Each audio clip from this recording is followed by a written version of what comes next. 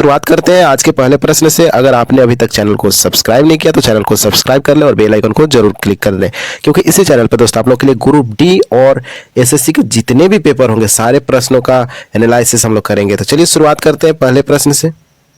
तो पहला सवाल पूछा गया है कि गांधी जी का पहला सर्वव्यापी आंदोलन कौन था और कब हुआ था। तो दोस्तों 1917 में गांधी जी के द्वारा पहला आंदोलन चलाया गया था और उसका नाम क्या था? चंपारण सत्याग्रह। यही दो में से कोई आपका सही उत्तर होगा जो भी आपके प्रश्न में पूछा गया। अगर कब पूछा तो 1917, और कौन सा आंदोलन था तो चंपारण आंदोलन, जो कि बिहार से शुरुआत हुआ था। अब देखते हैं अगला सवाल को। भारत की पहली महिला आईपीएस कौन बनी थी? तो दोस्तों काफी सिंपल सवाल है, किरण बेदी बनी थी पहली महिला आईपीएस। 9 जून 1949 को अमृतसर में इनका जन्म हुआ था और भारतीय पुलिस सेवा में शामिल होने वाली भारत की पहली महिला है। किरण 1972 में भारतीय पुलिस सेवा में शामिल हुई थी। अगला सवाल देख लेते हैं हम लोग कि टोक्यो ओलंपिक से बार बार सवाल पूछे जा रहे हैं। तो टोक्यो ओलंपिक 2020 में कौन सा खेल नहीं हुआ था? एक बार प्रश्न आया था तो उसमें ऑप्शन था वुशु, तो उस दिन के लिए तो वो उत्तर सही था, लेकिन आज क्रिकेट था। ऑप्शन में क्या था? क्रिकेट। तो आप लोग को तो पता है क्रिकेट जो है ओलंपिक में शामिल नहीं है। तो अगला सवाल देख लेते हैं, अंतिम जनगणना किस वर्ष हुई थी? तो 2011 में अंतिम जनगणना हुई थी और इस 2011 के जनगणना से जितने भी अभी तक शिफ्ट हुए वे सारे शिफ्ट में एक एक प्रश्न दिखा है। अगला सवाल देख लेते हैं कि बाबर और राणा सांगा के बीच युद्ध कब हुआ था और कौन सा युद्ध हुआ था? दोस्तों ये सवाल पूछा गया है। तो जयपुर भरतपुर धौलपुर रोड पर रूपवास के निकट गांव खनवा है, जहां 17 मार्च 1527 में बाबर और राणा सांगा के बीच लड़ा गया था और यह मैदान पहली बार युद्ध में इस्तेमाल की गई थी और तकनीक का भी गवाह है। बाद में तोपखाना और बंदूक के बल पर सिर्फ 10 घंटे में राणा सांगा की सेना को हरा दिया। किसने? बाबर ने।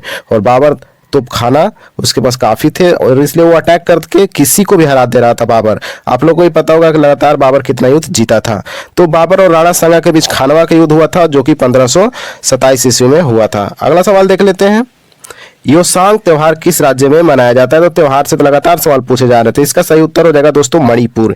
योसांग त्योहार जो है मणिपुर में मनाया जाता है। अगला सवाल देख लेते हैं, अल्लाह रखा खान किस वाद्य यंत्र से संबंधित है? तो वाद्य यंत्र से संबंधित, नृत्य से संबंधित और त्योहार किस राज्य से है, ये 3-4 टॉपिक और जनगणना, ये 4 टॉपिक जो है जिससे हर पेपर में प्रश्न पूछा गया है। अगर आपका अभी तक एग्जाम नहीं हुआ है एसएससी एमटीएस का तो आप जरूर इन 4 टॉपिक को अच्छे से पढ़ के जाइएगा।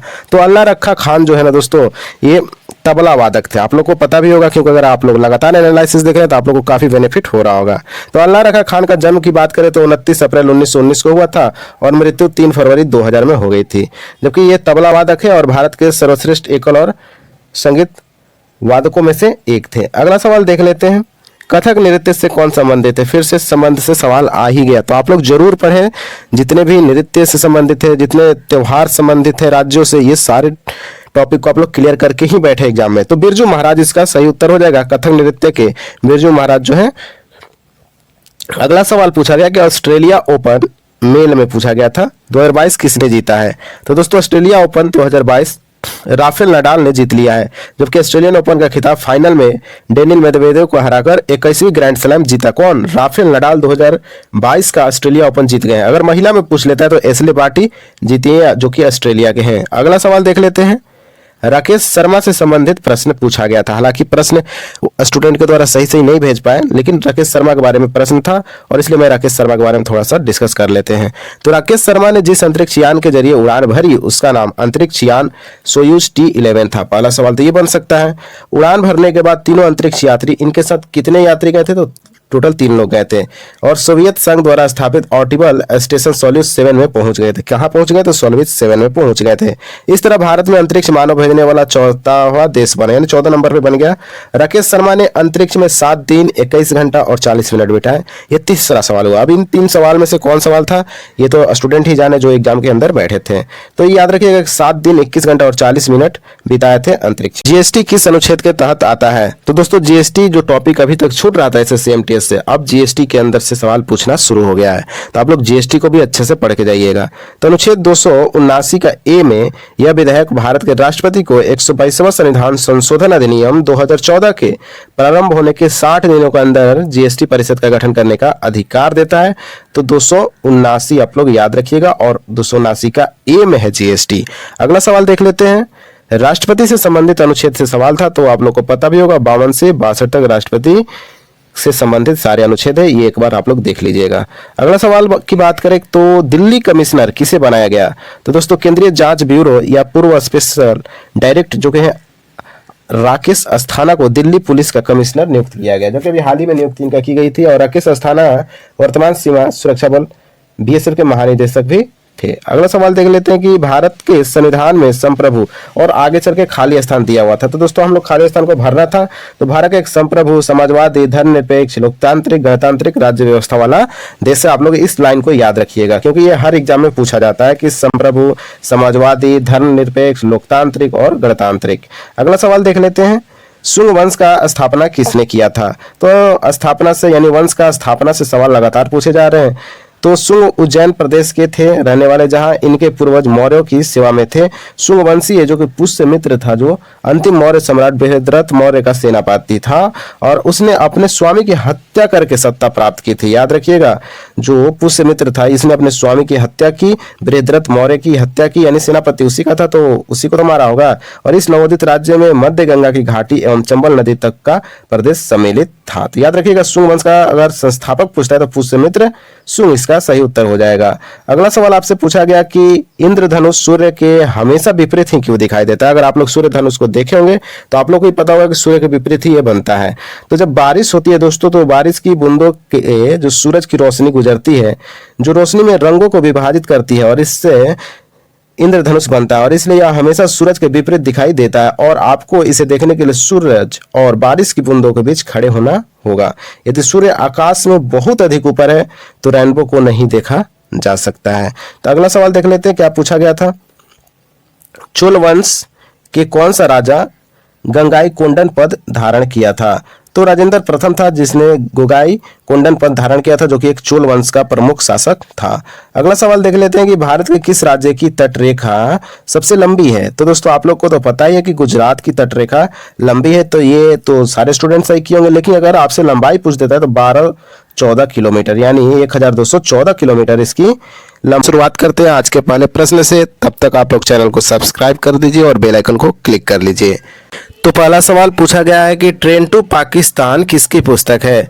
तो खुशवंत सिंह की ये पुस्तक है ट्रेन टू पाकिस्तान, और ये लगभग 3 से 4 बार पेपर में पूछ लिया गया इसी एमटीएस के एग्जाम में। आइए देखते हैं अब नेक्स्ट सवाल को कि भारत के उत्तर पश्चिम में कौन सा देश है? तो ऑप्शन में था अफगानिस्तान, तो यही उसका राइट आंसर था। तो भारत के उत्तर पश्चिम में दोस्तों अफगानिस्तान है। अगला सवाल देख लेते हैं, नाव दौड़ किस फेस्टिवल में होता है? तो ओणम में होता है। और ये भी प्रश्न पूछा जा सकता है कि किस राज्य का है? तो केरल का। यानी जो नाव दौड़ का खेल होता है वो ओणम में होता है और केरल राज्य में होता है। अगला सवाल आपसे पूछा गया कि अलकनंदा और भागीरथी नदी कहाँ मिलती है? यानी अलकनंदा और भागीरथी नदी कहाँ मिलती है? तो देवप्रयाग में मिलती है, यही इसका उत्तर था। तो अलकनंदा और भागीरथी का संगम है देवप्रयाग, और इसके बाद अलकनंदा नाम समाप्त होकर केवल गंगा नाम रह जाता है। तो ये भी प्रश्न बन सकता है कि अलकनंदा का कहाँ नाम गंगा बन जाता है? तो याद रखिएगा देवप्रयाग में जब यह भागीरथी और अलकनंदा दोनों नदियां आपस में मिलती हैं तब गंगा का निर्माण होता है।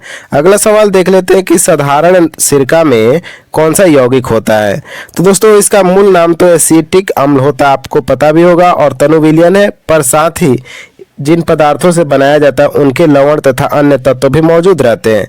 और भोजन के लिए प्रयुक्त सिरके में आप देख सकते हैं एसिटिक अम्ल होता है। अगला सवाल देख लेते हैं, ताजमहल का निर्माण कब हुआ था? यानी पूरा कब हुआ था? दोस्तों ताजमहल के निर्माण में 22 साल लग गए थे, और इसका निर्माण 1631 में शुरू हुआ, जो 1653 में जाके पूरा हुआ था। यही प्रश्न पूछा गया था ना कि ताजमहल का निर्माण कब पूरा हुआ था? तो 1653 में। और बहुत सारे स्टूडेंट 1631 टिक किए क्योंकि उनको लगा कि प्रश्न में ये पूछा गया है कि ताजमहल का निर्माण कब शुरू हुआ। तो आप लोग को पता है कि 22 साल निर्माण में लग गए थे दोस्तों ताजमहल के। अगला सवाल देख लेते हैं कि पंडित रविशंकर किस वाद्य यंत्र से संबंधित है? तो वाद्य यंत्र से संबंधित लगातार सवाल पूछे जा रहे हैं। आप लोग का अगर अभी तक एमटीएस का एग्जाम नहीं हुआ है और देने वाले हैं तो जरूर वाद्य यंत्र से संबंधित लोगों की सूची को पढ़ के जाएंगे। तो पंडित रविशंकर का संबंध सितार वाद्य यंत्र से, और ये बार बार लगभग 3 से 4 बार यही प्रश्न रविशंकर से ही प्रश्न पूछा जा चुका है। अगला सवाल देख लेते हैं कि तत्वबोधनी सभा का संस्थापक कौन था, यानी तत्वबोधिनी सभा का संस्थापक कौन है। तो दोस्तों तत्वबोधिनी सभा का स्थापना देवेंद्र नाथ ठाकुर ने कलकत्ता में 6 अक्टूबर 1839 को की थी और इस सभा का उद्देश्य धार्मिक विषयों पर चिंतन तथा उपनिषदों के सार प्रसार करना तथा आरंभ में इसका नाम तत्वरंजनी सभा था और यह ब्रह्म समाज से टूटकर अलग हुआ कुछ लोगों द्वारा स्थापित एक संघ था। अगला सवाल देख लेते हैं कि 2006 में किस ओडिसी डांसर को विदेशी थी और पद्मश्री मिला था, यानी जो ओडिसी डांसर थी जो कि एक विदेशी महिला है और उनको पद्मश्री मिला कब, 2006 में। तो ऐसे भी प्रश्न पूछे जा रहे हैं क्योंकि ये काफी इंपॉर्टेंट प्रश्न है कि विदेशी महिला को पद्मश्री दिया गया था। डॉक्टर इलियाना सिटारिस्टी को 2006 में ओडिसी डांसर के विदेशी पद्मश्री अवार्ड से नवाजा गया था। आप लोग याद रखेंगे, काफी इंपॉर्टेंट। हालांकि इसका उत्तर मैंने 1-2 चैनल पे देखा, वो इसका उत्तर नहीं दे पाए क्योंकि वो लोग गूगल करते हैं और बस जो गूगल पे आंसर मिलता है उसी को कराते, जो नहीं मिलता नहीं कराते, सिंपल सी बात है। लेकिन मेरा काम है कि जो प्रश्न पूछा गया उसका सही उत्तर बताना। तो डॉक्टर इलियाना सिटारिस्टी हैं जो 2006 में ओडिसी डांसर के रूप में और विदेशी महिला है, इनको पद्मश्री मिला और इसीलिए यह प्रश्न पूछा गया था आपके एमटीएस के एग्जाम में। अगला सवाल देख लेते हैं, 2011 वर्ल्ड कप में भारत ने किस देश को फाइनल में हराया था। अब इसका प्रश्न का उत्तर कौन गलत कर सकता है। तो भारत ने श्रीलंका को हराया था, वानखेड़े स्टेडियम में फाइनल मुकाबला हुआ था और 6 विकेट से हरा दिया था भारत ने और 28 साल बाद दूसरी बार वनडे वर्ल्ड कप पर कब्जा जमाया था टीम इंडिया ने। इससे पहले टीम इंडिया ने सिर्फ एक बार, जो 1983 में जब कपिल देव की कप्तानी थी तब भारत ने वर्ल्ड कप जीता था और ये पहला खिताब था। और 2011 में कौन कप्तान था, आप लोग कमेंट बॉक्स में जरूर बताइएगा कि 2011 वर्ल्ड कप जब भारत जीता तो उस टीम का कप्तान कौन था। और बता दे रहा हूं कि 2011 का प्लेयर ऑफ द सीरीज यानी पूरे वर्ल्ड कप में अच्छा परफॉर्मेंस किसने किया था, तो युवराज सिंह को यह अवार्ड दिया गया था प्लेयर ऑफ द सीरीज। अगला देखते हैं सवाल, टोक्यो ओलंपिक 2020 में भारत ने कितने मेडल जीते। तो दोस्तों भारत ने अपना सर्वश्रेष्ठ प्रदर्शन इस बार किया था और 5 स्वर्ण यानी गोल्ड, 8 रजत और 6 कांस्य जीतकर इतिहास रच दिया था और 24वां स्थान हासिल किया पूरे ओलंपिक में। और भारतीय खिलाड़ियों ने इस दौरान एथलेटिक्स में सबसे ज्यादा 8, शूटिंग में 5, बैडमिंटन में 4, टेबल टेनिस और तीरंदाजी में 1 मेडल जीते। तो आप लोग ये भी याद रखेंगे। अगला सवाल देख लेते हैं, जब चट्टान टूटता है तो उस घटना को क्या कहा जाता है। तो वेदरिंग बोला जाता है। सिंपल सवाल था ज्योग्राफी से। अगला सवाल देख लेते हैं, समुद्र का पीएच लगातार घटता जा रहा है, ऐसा क्यों। तो कार्बन डाइऑक्साइड जब बढ़ेगा तो समुद्र का पीएच घटेगा, आप लोग ये भी याद रखेंगे। अगला सवाल देख लेते हैं, आईने अकबरी के 3rd पार्ट में क्या लिखा है। तो इसके बारे में थोड़ा डिटेल में हम लोग समझेंगे कि अकबरनामा के 3 भाग है जिसमें से तीसरे भाग को आईने अकबरी बोला जाता है। प्रथम भाग में अकबर के पूर्वजों तथा उसके आरंभिक जीवन का वर्णन किया गया, जबकि दूसरे भाग में अकबर काल के घटनाक्रमों को संबंधित सूचना दी गई और तीसरे भाग में अर्थात आईने अकबरी में अकबर के शासन काल से संबंधित आंकड़े तथा शासन व्यवस्था संबंधी अन्य नियम का वर्णन है। यही आपका राइट उत्तर था, ऑप्शन में भी यही था। अगला सवाल देख लेते हैं कि संजीव कपूर किस कंपनी के सीईओ थे, यानी सीईओ से भी सवाल पूछे जा रहे हैं। तो जेट एवरेज के थे संजीव कपूर, आप लोग को पता भी होगा के तौर पर संजीव कपूर को चुना गया और संजीव कपूर 4 अप्रैल से जेट एवरेज के सीईओ का पदभार संभालेंगे। और मौजूदा समय में संजीव कपूर जो है प्रेसिडेंट है कहाँ का, तो ओबरॉय होटल जो है रिसोर्ट है उसके प्रेसिडेंट कौन थे, अभी हैं संजीव कपूर और जेट एवरेज के संभालेंगे 4 अप्रैल से। अगला सवाल देख लेते हैं, अनुच्छेद 23-24 किससे संबंधित है। तो ये प्रश्न सेकेंड बार आया क्योंकि मैं लगातार एनालिसिस करा रहा हूं, मुझे पता है कि कौन सा प्रश्न रिपीट कर रहा है। तो अनुच्छेद 23-24 शोषण के खिलाफ अधिकार से संबंधित है और अनुच्छेद 23 क्या कहता है कि मानव तस्करी और जबरन श्रम पर प्रतिबंध लगा देता है अनुच्छेद 23। और 1956 में अनैतिक तस्करी यानी रोकथाम अधिनियम पारित किया गया और बंधुआ श्रम प्रणाली उन्मूलन अधिनियम 1976 में पारित कर दिया गया।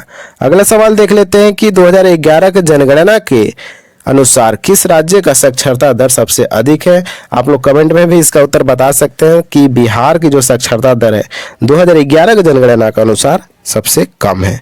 पुरुष साक्षरता की बात करें बिहार में तो 71.20% है, जबकि महिला का 51.50% है।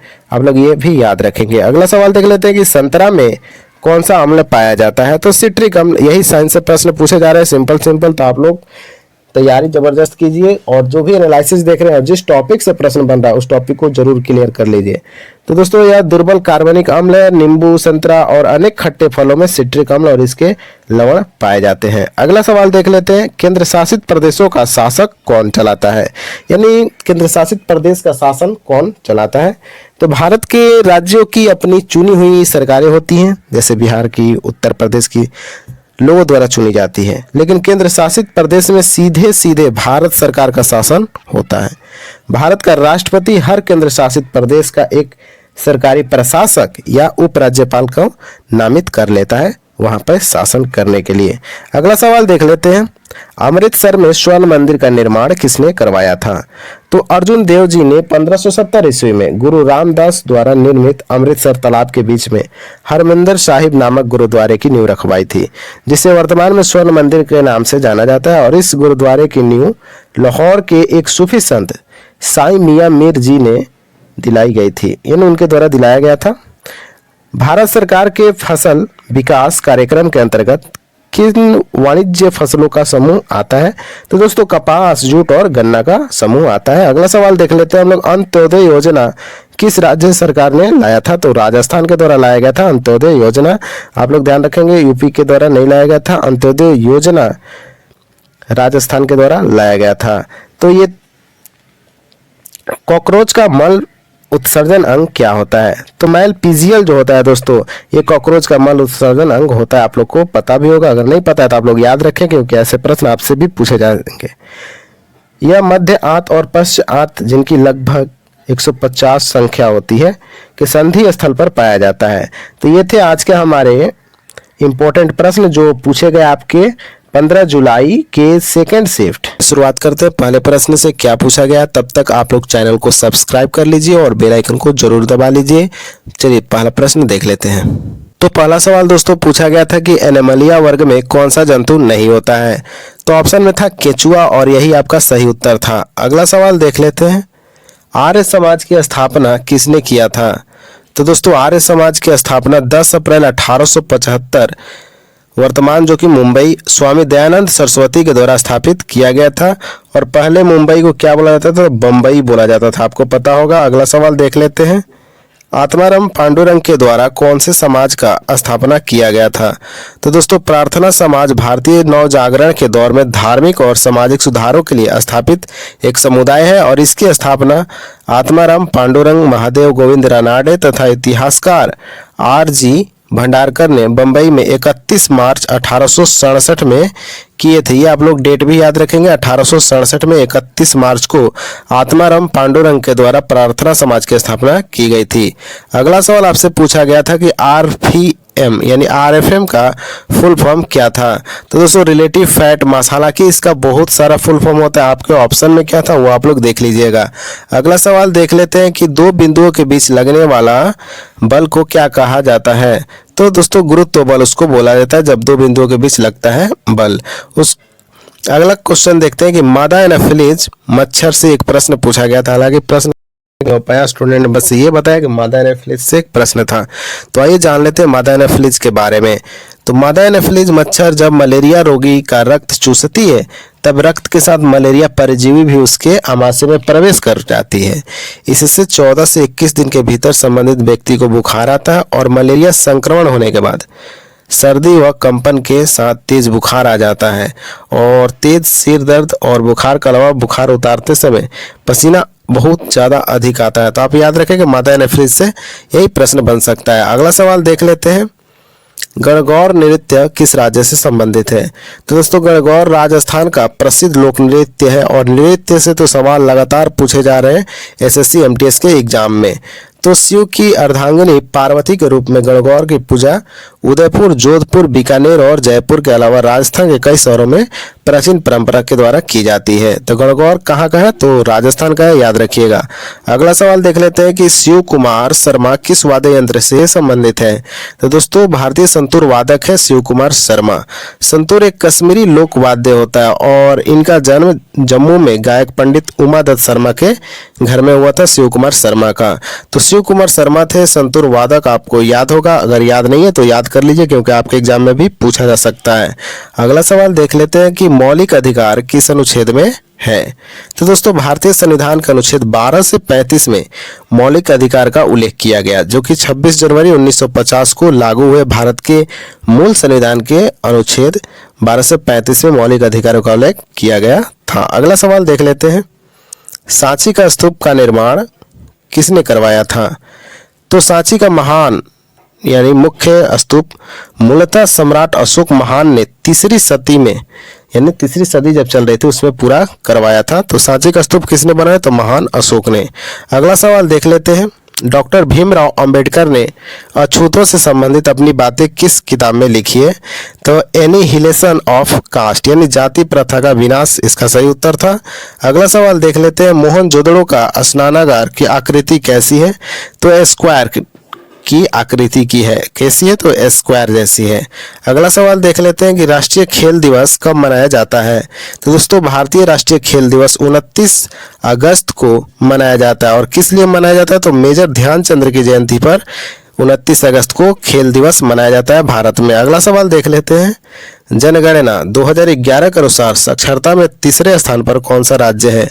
तो जनगणना से अब तक सारे शिफ्ट प्रश्न पूछे गए जितने भी इस बार एमटीएस के एग्जाम हुए हैं। तो दोस्तों आइए बात करते हैं इस प्रश्न के बारे में। तो 2011 की जनगणना के अनुसार भारत में केरल, जो कि 93.11% यानी परसेंट सर्वाधिक साक्षरता दर वाला राज्य है। और इसके बाद दूसरे नंबर पे मिजोरम आता है और तीसरे स्थान पे त्रिपुरा आता है, यानी तीसरा त्रिपुरा। ऐसे आप करके याद कर सकते हैं। तो चलिए देखते हैं अब नेक्स्ट प्रश्न को। साल 2022 में किसे विदेश सचिव नियुक्त किया गया है। ये तो 4 से 5 बार रिपीट प्रश्न हुआ है। तो इसका सही उत्तर क्या हो जाएगा, विनय क्वात्रा जो है विदेश सचिव नियुक्त किए गए हैं। अगला सवाल देख लेते हैं, भारत का प्रथम विधि अधिकारी कौन होता है। तो दोस्तों भारत सरकार का प्रथम विधि अधिकारी भारत का महान न्यायवादी होता है। और संविधान के अनुच्छेद 76 में इसका उल्लेख है कि वह भारत का सर्वोच्च कानूनी अधिकारी है। कौन, महान्यायवादी। याद रखेंगे किस अनुच्छेद में है, 76 अनुच्छेद में है। वह मुख्य कानूनी सलाहकार है और भारत के सर्वोच्च न्यायालय में प्राथमिक वकील। तो ये थे हमारे थर्ड शिफ्ट के प्रश्न जो भी मेरे पास अवेलेबल थे, हम लोगों ने डिस्कस कर लिया। आपको ये वीडियो कैसा लगा आप लोग जरूर बताइए कमेंट बॉक्स में। और चैनल को सब्सक्राइब कर लीजिए, बेल आइकन को क्लिक कर लीजिए। और मिलते हैं नेक्स्ट वीडियो के साथ। तब तक के लिए जय हिंद, जय भारत।